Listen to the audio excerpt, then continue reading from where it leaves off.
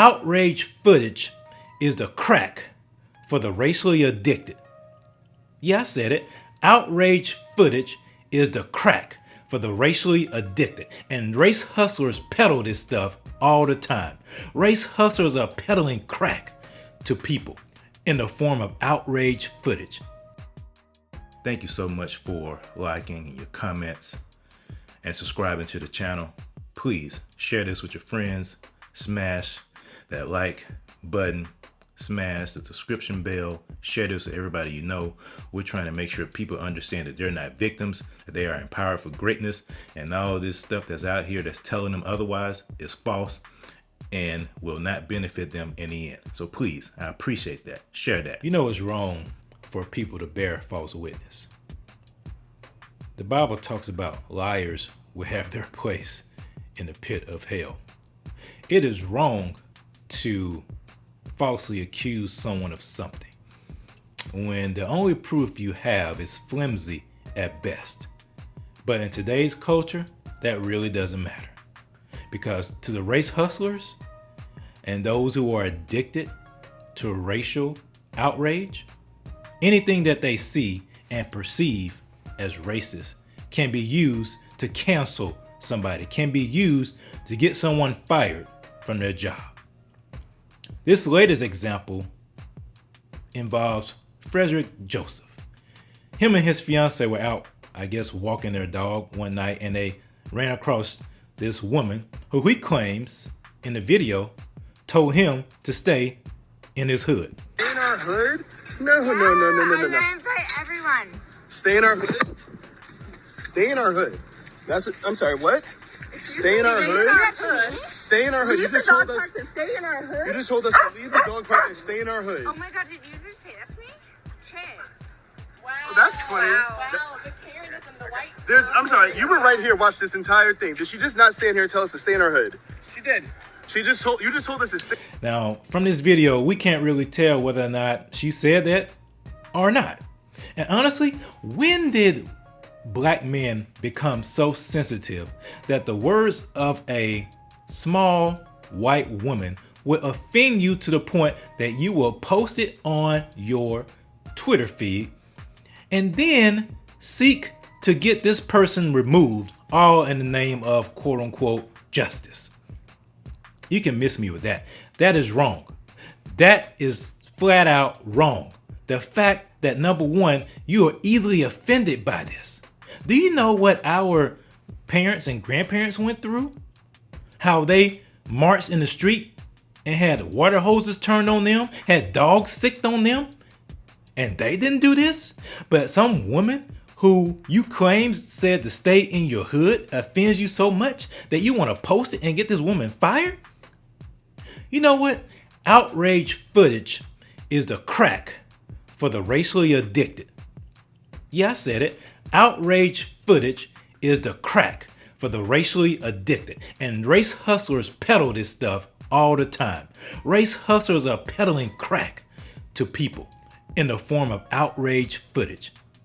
Yeah, I said it.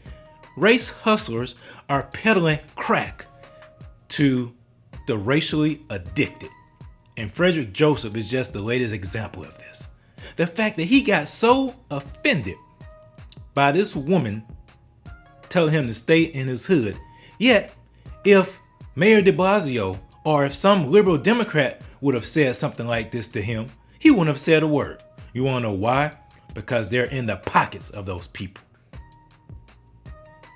They want to ascribe the moniker of Karen to a woman like this. Oh, she's just another Karen. When did we become as a people so weak-minded?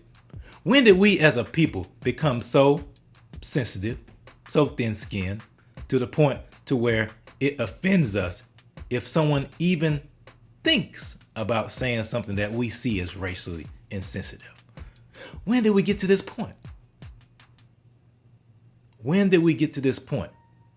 What happened to the old phrase, sticks and stones may break my bones, but words will never hurt me? Now, that is not true either, because life and death is in the power of the tongue. Life and death is in the power of the tongue. So your words are important. Your words reverberate around. They never go anywhere. That's why it's so important that you watch what you say, because you'll have what you say. You have what you say. And another truth is that when you're looking for something, and you're looking for something, you're knocking, you'll find it. Or you'll make it up. A lot of these are made up stories. Fake outrage, as I call it. This is fake outrage. This is crack. Race hustlers are peddling crack to us. They want us to get offended. They want us to get upset. They want us to be outraged. You want to know why? Because you can stay controlled like that. You don't think when you're outraged. People can control you. They can manipulate you like a chess piece. You're not thinking for yourself. You're not saying, well, okay, this person said that. So what? Ignore them. Be the bigger person. Be humble. The Bible talks about be kind one to another. Is this being kind? Seriously. Is this being kind? This is not being kind.